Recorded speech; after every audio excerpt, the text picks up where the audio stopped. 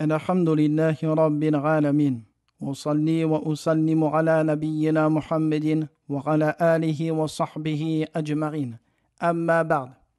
Nous voici à la 5e leçon de l'étude des piliers de la foi. Dans les leçons précédentes, nous avons entamé l'étude du premier pilier qui est la foi en Allah. Dans la leçon du jour, nous allons aborder un des sujets et un des chapitres qui est certainement le chapitre et le sujet le plus beau de la religion et le plus important. Il s'agit du chapitre de Tawhid al-Asma wa Sifat, l'unicité d'Allah dans ses noms et ses attributs.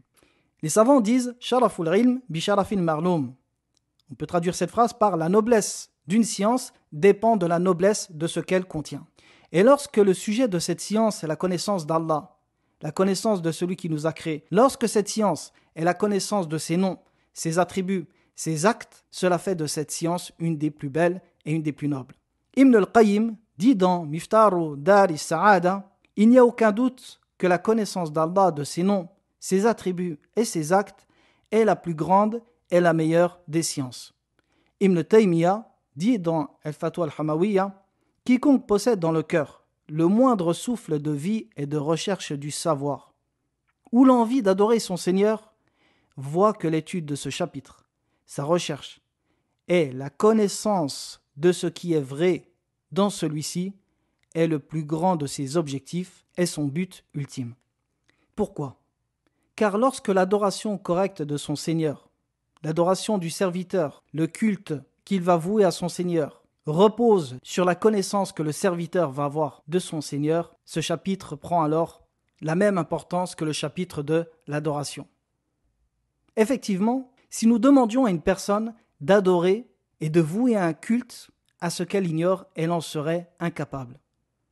Et c'est pour cela qu'Allah nous a enseigné dans son livre beaucoup de ses noms, beaucoup de ses attributs, à tel point où énormément de versets dans le Coran terminent par la mention d'un ou de plusieurs noms d'Allah, ou de ses attributs.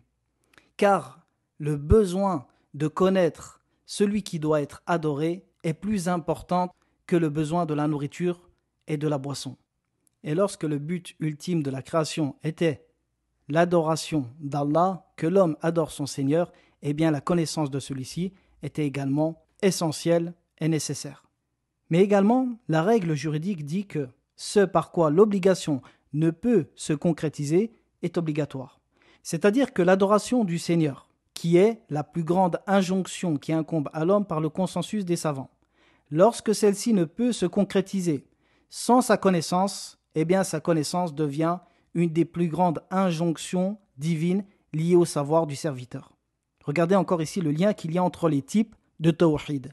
Tawhid al-Asma wa Sifat wa Tawhid al-Uluhiyya. Allah dit dans son livre Wa'alamu anna Allah shadidun iqab, et sachez qu'Allah est dur en châtiment. Allah dit dans un autre verset Wa'alamu anna Allah ghafurun halim, et sachez qu'Allah est pardonneur et magnanime. Certains traduisent halim par compatissant. Allah dit dans un autre verset Allahu alladhi khalaqa sab'a samawatin wa min al-ardi mithlahun yatanazzalu al-amru baynahun lita'lamu anna Allah ala kulli shay'in qadir wa anna Allah qad ahata bi kulli shay'in ilma. Le sens de celui-ci, Allah a créé 7 cieux et autant de terres. Entre eux son commandement descend, afin que vous sachiez qu'Allah est en vérité omnipotent et qu'il a embrassé toutes choses de son savoir. Donc Allah nous a rendu obligatoire sa connaissance, le fait de le connaître par ses noms et ses attributs, afin de mieux l'adorer ou de l'adorer correctement. Et c'est pour cela qu'Allah dit dans son livre « Innama yakhsha Allaha min ibadihi al-ulama » Et certes, ceux qui craignent Allah, parmi ses serviteurs, sont les savants. Pourquoi ? Car plus le serviteur connaît son Seigneur, plus il le craint. De même que la connaissance de ce chapitre mène au paradis. Le prophète sallallahu alayhi wa sallam dit dans un hadith Inna lillahi tis'atan wa tis'in asman man ahsaha dakhala al-jannah. Dans le sens de celui-ci, Allah a 99 noms. Celui qui les connaît rentrera au paradis. Ici, le terme employé dans le hadith man ahsaha n'est pas seulement le fait de les connaître ou les dénombrer, mais plutôt de les mémoriser, les connaître leur sens et d'œuvrer en fonction de ce qu'ils impliquent. Donc maintenant que l'on sait cela, que ce chapitre est le plus important parmi les chapitres liés au savoir et à la croyance. Quelle est la définition de Tawhid al-Asma'i wa Sifat, que nous traduisons par l'unicité d'Allah dans ses noms et ses attributs? Il y a plusieurs définitions données. Certaines sont résumées, d'autres sont détaillées. La première est celle de Cheikh al-Uthaymin qui est résumée où il dit « Ifradullahi bima lahu min al-asma'i wa sifat » que l'on peut traduire par le fait d'unifier Allah par ses noms et ses attributs, simplement. Quant à Ibn Taymiyyah, il donne une définition beaucoup plus détaillée. Il nous dit que Tawhid al-asma' wa sifat, c'est quoi? C'est le fait d'affirmer ce qu'Allah s'est attribué ou ce que son messager lui a attribué comme nom ou attribut, sans déformer l'essence de ceux-ci, sans les renier et sans leur donner un comment ou faire de l'anthropomorphisme. Également, c'est le fait de renier ce qu'Allah a renié comme nom ou attribut, ainsi que son messager sallallahu alayhi wa sallam. Donc cette définition englobe plusieurs choses. La première, l'affirmation, et la deuxième, la négation. Affirmer ce qu'Allah a affirmé, également ce que son messager a affirmé, également renier ce qu'Allah ou son messager ont renié, tout en respectant certaines règles qui sont le fait de ne pas déformer l'essence de ses noms et ses attributs, également le fait de ne pas les rejeter ou encore faire de l'anthropomorphisme. Donc voici la définition la plus large de Tawhid al-Asma'i wa Sifati. Sachez que pour bien comprendre ce chapitre, il existe des règles simples par lesquelles le musulman va avoir une bonne compréhension des textes, des noms et des attributs. Car effectivement, une mauvaise compréhension de ces textes entraînera et impliquera une mauvaise croyance et de surcroît une mauvaise pratique. Donc il est primordial de comprendre ce chapitre comme les compagnons du prophète sallallahu alayhi wa sallam l'ont compris, avec des règles simples tirées de la langue arabe et de ce que les compagnons ont pris du prophète sallallahu alayhi wa sallam. La première de ces règles est que ce chapitre, le chapitre des noms et des attributs, est tawqifi. Qu'est-ce que ça veut dire tawqifi? Ça veut dire qu'affirmer ou renier un nom ou un attribut ne peut être fait que par le biais d'un texte révélé, qu'il soit du Coran ou de la Sunna. Et en aucun cas, on ne peut affirmer ou renier un attribut ou un nom par notre raison. Et ici, on constate l'égarement de beaucoup de groupes dans le chapitre des noms et des attributs, comme al-Ash'arira, les Ash'arites, qui jugent ces textes par leur raison. Et de leur raison, ils rejettent l'essence de certains noms ou certains attributs. Donc il faut s'en tenir exclusivement au texte et il n'est pas permis de renier un texte par sa raison. Ceci est la première règle. La deuxième règle, sachez qu'Allah a révélé le plus éloquent et le plus véridique des livres. Il est donc obligatoire de croire en lui selon les sens de la langue arabe. Pourquoi? Car le Coran est en arabe.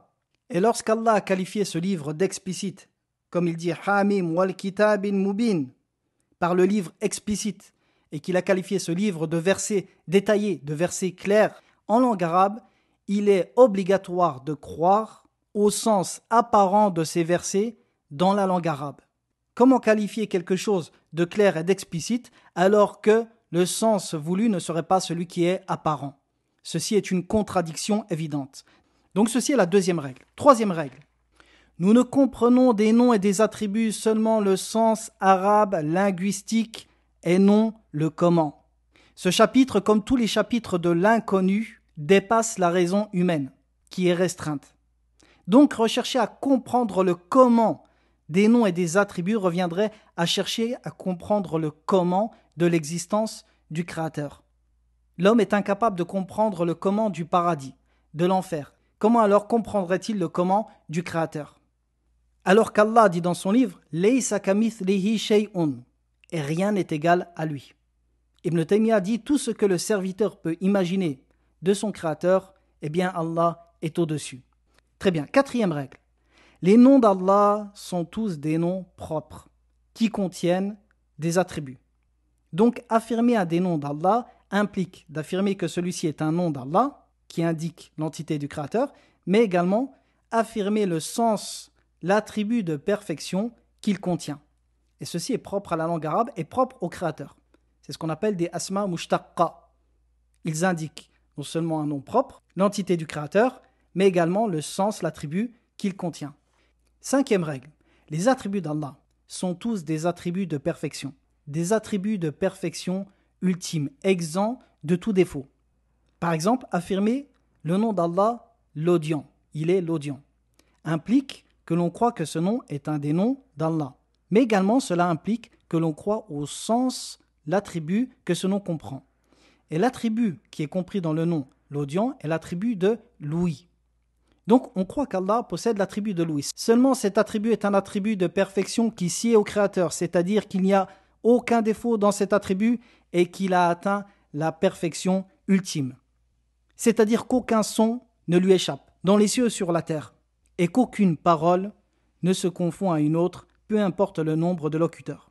Et dans un hadith qudsi, le prophète sallallahu alayhi wa sallam nous relate de son Seigneur que celui-ci dit « Law anna awwalakum wa akhirakum wa jinnakum wa insakum ijtama'u fi saridin wahidin fasa'aluni jami'an fa'ataytu kulla insanin minhu » Dans le sens de ce hadith, si l'ensemble des hommes et des djinns, du premier jusqu'au dernier, se réunissaient dans une seule et même plaine, puis me demandaient ce qu'ils souhaitent et que je leur donnerai jusqu'à la fin du hadith. Le Cheikh Abdul Razak al-Badr dit en parlant de ce hadith que cette plaine va réunir toute l'humanité, du premier jusqu'au dernier, et également des djinns, et que tous demanderont à Allah ce qu'ils souhaitent, et que malgré leur nombre, leurs langues différentes, leurs voix différentes, eh bien aucune de ces demandes se confondrait à une autre. Sixièmement, sachez qu'affirmer le sens apparent des textes sur les noms et les attributs n'implique pas de faire ressembler le Créateur à ses créatures, ce qu'on appelle l'anthropomorphisme. Quand bien même certains de ces attributs s'emploient également pour les créatures.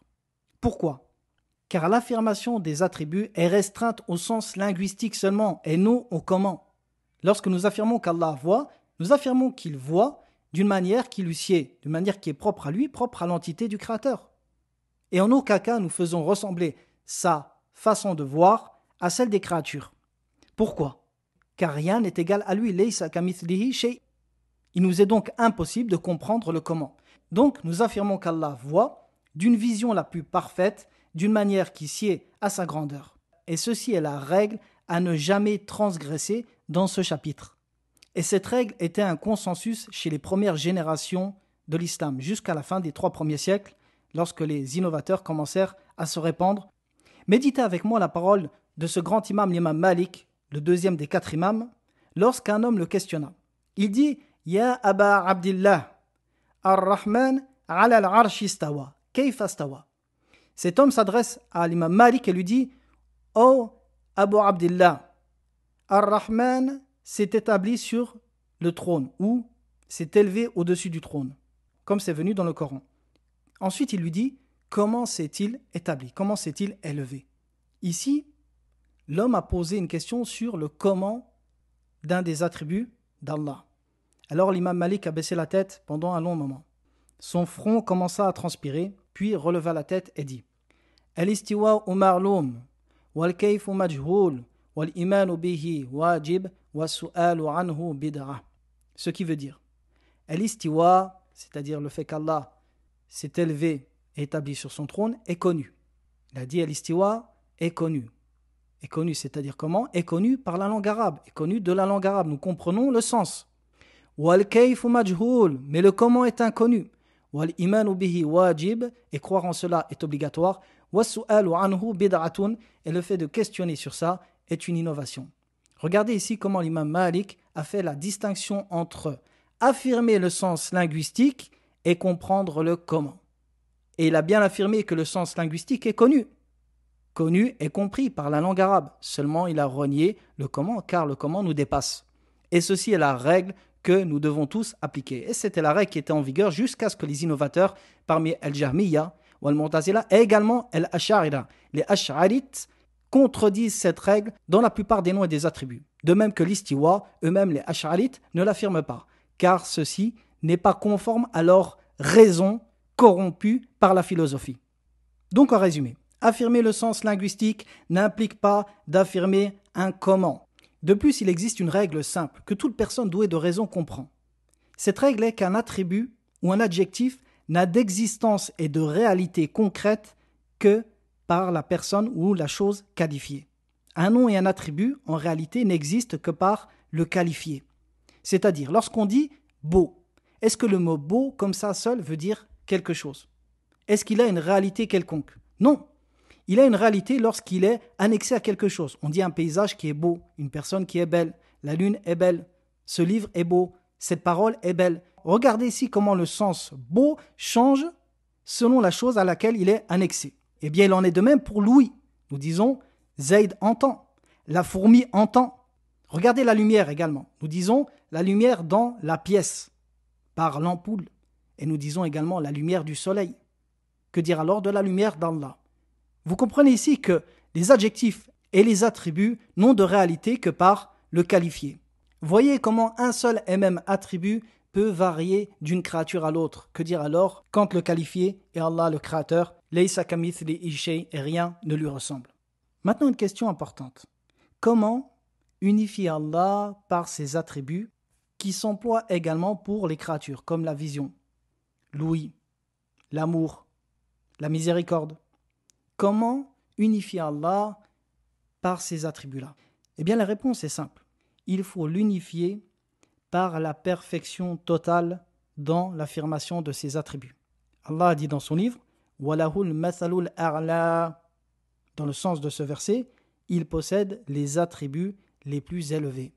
Ibn Abbas dit dans le tafsir de ce verset « Rien n'est égal à lui », c'est-à-dire dans la perfection de ses attributs, il est unique. Donc comment l'unifier dans des attributs qui sont également employés pour les créatures? Eh bien, nous l'unifions par la perfection de ceux-ci.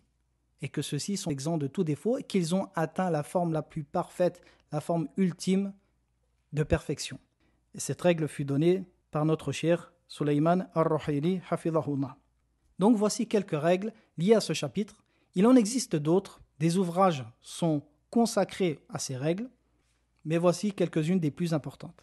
Très bien, maintenant dernier point pour clôturer ce chapitre. Comment concrétiser la foi aux noms et aux attributs? Une question qui est extrêmement importante.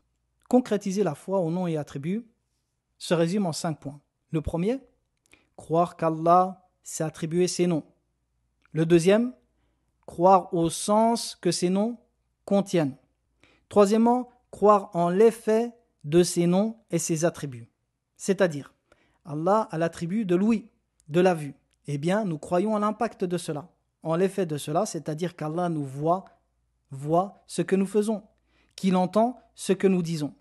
La miséricorde, par exemple, croire qu'Allah fait miséricorde à ses serviteurs. Le pardon, qu'Allah pardonne. Eh bien, nous croyons en l'effet de cela, c'est-à-dire qu'Allah pardonne nos péchés. Quatrième point, qu'on invoque Allah par ses noms, en choisissant les noms propices pour telle ou telle invocation et circonstance. Par exemple, lorsque vous demandez pardon à Allah, employez les noms comme El-Ghafour, celui qui pardonne énormément.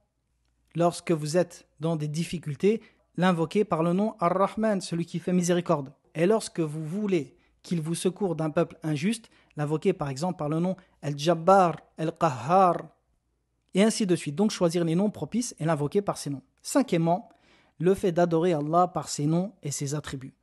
Comme on l'a dit précédemment, At-Tawhid al-Ilmi, le Tawhid dans la connaissance et la croyance, implique forcément une pratique. Tawhid al-Uluhiyya. Et la pratique est liée à Tawhid al-Asma'i wa Sifat est le fait d'adorer Allah par les sens que contiennent ses noms et ses attributs. Lorsque nous savons qu'Allah est pardonneur et miséricordieux, eh bien, on espère sa miséricorde, on espère son pardon. Lorsqu'on sait qu'Allah est dur en châtiment et qu'il nous voit, on le craint et on a peur de son châtiment. Lorsqu'on sait qu'Allah nous voit, on a honte de lui désobéir. Et c'est pour cela que les gens de science disent qu'il existe pour chaque nom et pour chaque attribut une adoration spécifique. Il existe pour chaque nom et pour chaque attribut d'Allah une adoration spécifique. Et c'est ce que les gens de science appellent Dora'u el-Ibada dans ce chapitre. Et l'invoqué par ses noms est Dora'u el-Mas'ala. Donc voici un résumé de l'étude du premier pilier, la foi en Allah. Je vous dis à très bientôt pour la prochaine leçon. Wa sallallahu ala nabiyyina Muhammadin wa ala alihi wa sahbihi.